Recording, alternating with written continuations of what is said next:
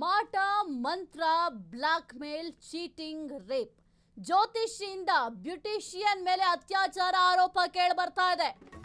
ಮಾಟ ಮಂತ್ರ black mail cheating rape ಜ್ಯೋತಿಷಿಯಿಂದ beautician ಮೇಲೆ ಅತ್ಯಾಚಾರ ಆರೋಪ.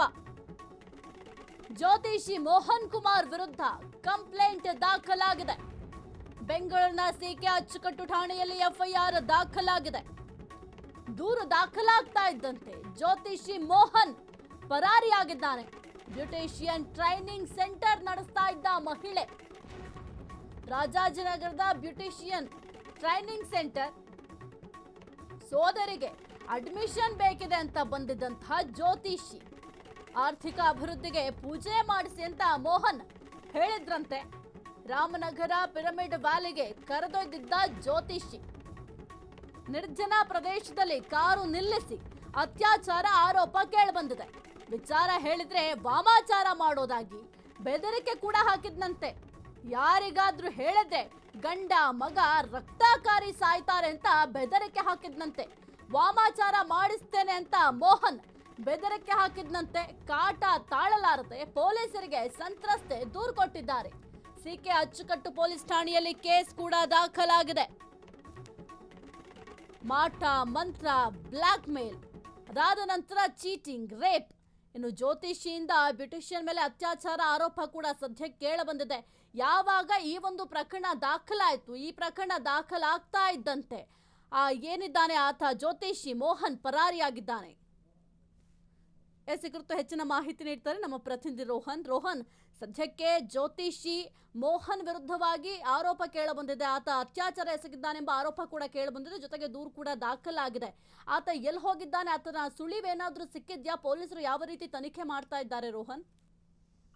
ಸಾಹಿತ್ಯ ಏನು ಬೆಂಗಳೂರಿನಲ್ಲಿ ಮತ್ತೊಂದು ಬೆಚ್ಚಿ ಬೀಳಿಸುವಂತ ಘಟನೆ ಈಗಲೇ ಬೆಳಕಿಗೆ ಬಂದಿದೆ. ಜ್ಯೋತಿಷದ ಹೆಸರಲ್ಲಿ ಕೂಡ ಮೋಸ, ವಂಚನೆ, ಬೆದರಿಕೆ ಹಲವು ನಾನಾ ಆರೋಪಗಳು ಕೂಡ ಈಗಾಗಲೇ ಮಹಿಳೆ ಕೂಡ ಅದನ್ನೆಲ್ಲ ಮಾಡ್ತಾ ಇರುವಂತದ್ದು. ಅತ್ಯಾಚಾರ ಎಸಗಿದ ಆರೋಪ ಕೇಳಿ ಬಂದ ಮಾತ್ರಕ್ಕೆ ಈಗ ಮಾಟ ಮಂತ್ರ ಹೇಳುವ ಒಂದು ನೆಪದಲ್ಲಿ ಈಗ ವಿಶ್ವಾಸ ಗಳಿಸಿರ್ತಕ್ಕಂತಹ ಒಂದು ಜ್ಯೋತಿಷ ಈ ವಿಶ್ವಾಸವನ್ನೇ ಕೂಡ ದುರುಪಯೋಗ ಪಡಿಸಿಕೊಂಡಿರ್ತಕ್ಕಂಥ ಆರೋಪ ಈಗಾಗಲೇ ಆಕ್ರೋಶಕ್ಕೆ ವ್ಯಕ್ತವಾಗ್ತದೆ ಅಂತ ಹೇಳ್ಬೋದು. ಇಂತಹ ಆರೋಪ ಪ್ರಕಾರ ಏನಂತಂದ್ರೆ ಈ ಒಂದು ಮೋಹನ್ ಕುಮಾರ್ ಎಂಬ ಜ್ಯೋತಿಷ ತನ್ನ ಆಧ್ಯಾತ್ಮಿಕ ಮಾರ್ಗದರ್ಶಿ ಅಂದ್ರೆ ಒಂದು ಪರಿಚಯ ಮಾಡ್ಕೊಳ್ತಾನೆ.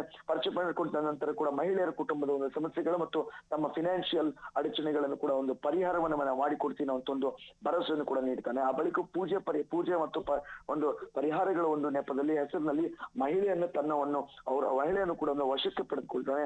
ಏನಂತಂದ್ರೆ ಇದು ರಾಜಾಜಿನಗರ ಒಂದು ಬ್ಯೂಟಿಷಿಯನ್ ಟ್ರೈನಿಂಗ್ ಸೆಂಟರ್ಗಳಲ್ಲಿ ನಡೆಸಿರ್ತಕ್ಕಂಥ ಈ ಒಂದು ಮಹಿಳೆಯ ಬಳಿ ತನ್ನ ಸೋದರನಿಗಾಗಿ ಒಂದು ಅಡ್ಮಿಷನ್ ಬೇಕಂತ ಹೇಳ್ಕೊಂಡು ಜ್ಯೋತಿಷದ ಮೊದಲ ಬಾರಿಗೆ ಸಂಪರ್ಕ ಕೂಡ ಸಾಧಿಸ್ಕೊಳ್ತಾನೆ. ಆ ಬಳಿಕ ಆರಂಭದ ಪರಿಚಯ ಕೂಡ ನಿಧಾನಗತಿಯಾಗಿ ಕೂಡ ವೈಯಕ್ತಿಕ ಜೀವನಕ್ಕೂ ಕೂಡ ಒಂದು ಪ್ರವೇಶ ಕೂಡ ಅದು ಆಗುತ್ತೆ. ಆ ಬಳಿಕ ಕುಟುಂಬದ ಒಂದು ಸುಖಕ್ಕಾಗಿ ವಿಶೇಷ ಒಂದು ಪೂಜೆ ಮಾಡ್ಬೇಕಂತ ಕೂಡ ಒಂದು ನಂಬಿಕೆ ಈ ಹುಟ್ಟು ಹಾಕ್ತಾನೆ. ಆ ಬಳಿಕ ನಂತರ ಪೂಜೆಗಳ ಒಂದು ಹೆಸರುಗಳಲ್ಲಿ ಮಹಿಳೆಗಳನ್ನ ಬೇರೆ ಬೇರೆ ಒಂದು ಸ್ಥಳಗಳಲ್ಲಿ ಕರೆದುಕೊಂಡು ಹೋಗಿ ಅಲ್ಲಿ ಆಕೆಗೆ ಒಂದು ಬೆದರಿಕೆ ಹಾಕಿ ಲೈಂಗಿಕ ದೌರ್ಜನ್ಯ ಕೂಡ ಎಸಗ್ತಾನೆ ಎಂಬುದು ಗಂಭೀರ ಆರೋಪಗಳು ಈಗಾಗಲೇ ಕೇಳಿ ಬರ್ತಾ ಇರುವಂತದ್ದು. ಒಂದು ಮಂತ್ರ, ಶಾಪ ಮತ್ತು ದುಷ್ಟ ಪರಿಣಾಮಗಳನ್ನ ತೋರಿಸಿ ಆಕೆಗಳನ್ನ ಒಂದು ಮನೆಗೊಳಿಸಲು ಒಂದು ಒತ್ತಾಯವನ್ನು ಕೂಡ ಮಾಡ್ತಾನೆ. ಅದಕ್ಕೆ ಈ ಒಂದು ಪ್ರಕರಣ ಏನಂತಂದ್ರೆ ಚನ್ನಮಕರ ಅಚ್ಚುಕಟ್ಟೆ ಪೊಲೀಸ್ ಠಾಣೆ ಪ್ರಕರಣ ಒಂದು ವ್ಯಾಪ್ತಿಯಲ್ಲಿ ಪ್ರಕರಣ ದಾಖಲಾಗಿರುವಂತದ್ದು. ಆರೋಪಿಗಳ ವಿರುದ್ಧ ಈಗಾಗಲೇ ಕೆಲವೊಂದು ನಾನಾ ಕಾಲಂಗಡೆಗಳಲ್ಲಿ ಈಗ ಕೇಸ್ ಕೂಡ ದಾಖಲಾಗಿದೆ. ಪೊಲೀಸರು ಕೂಡ ತನಿಖೆ ಆರಂಭಿಸಿ ಮಹಿಳೆ ಹೇಳಿಕೆಯನ್ನು ಈಗಾಗಲೇ ದಾಖಲೆ ಮಾಡ್ಕೊಂಡಿದ್ದಾರೆ ಅಂತಾನೆ ಹೇಳ್ಬೋದು ಸಾಹಿತ್ಯ. ರೋಹನ್, ಈ ಒಂದು ಪ್ರಕರಣಕ್ಕೆ ಸಂಬಂಧಪಟ್ಟಂತೆ ಈತ ಎಷ್ಟು ದಿನಗಳಿಂದ ಮಹಿಳೆಗೆ ಕಿರುಕುಳವನ್ನ ಕೊಡ್ತಾ ಇದ್ದ, ಅದರ ಜೊತೆಗೆ ಈ ಒಂದು ಆಧ್ಯಾತ್ಮ ಮತ್ತೆ ಪೂಜೆ ಅನ್ನೋದನ್ನೇ ಇಂತಹ ನಕಲಿ ಜ್ಯೋತಿಷಿಗಳು ಬ್ರಹ್ಮಾಂಡ ಅದನ್ನೇ ಕೂಡ ಬಂಡವಾಳ ಮಾಡ್ಕೊಂಡು ಈಗ ಎಷ್ಟೋ ಜನರ ಹಾದಿಯನ್ನ ತಪ್ಪಿಸ್ತಾ ಇದ್ದಾರೆ. ಆದ್ರೆ ನಮ್ಮ ಜನರು ಮಾತ್ರ ಎಚ್ಚೆತ್ಕೊಳ್ಳೋ ರೀತಿ ಕಾಣ್ತಾ ಇಲ್ಲ.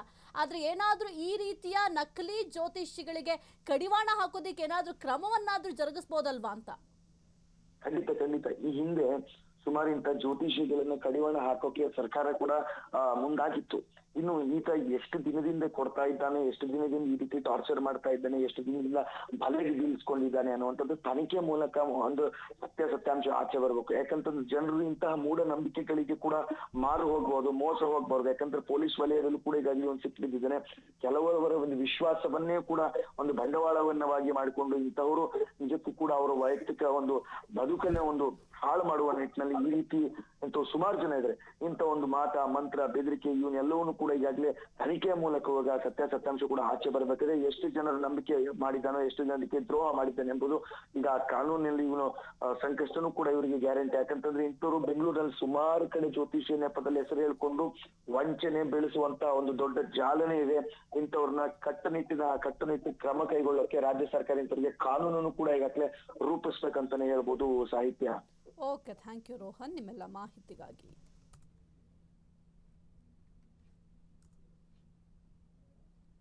ಕ್ಷಣ ಕ್ಷಣದ ಸುದ್ದಿಗಳಿಗಾಗಿ ಫ್ರೀಡಂ ಟಿವಿ ಸಬ್ಸ್ಕ್ರೈಬ್ ಮಾಡಿ, ಲೈಕ್ ಮಾಡಿ ಹಾಗೂ ಫಾಲೋ ಮಾಡಿ. ಹೊಸ ಸುದ್ದಿಗಳ ನೋಟಿಫಿಕೇಶನ್ಗಾಗಿ ಬೆಲ್ ಐಕಾನ್ ಮೇಲೆ ಕ್ಲಿಕ್ ಮಾಡಿ.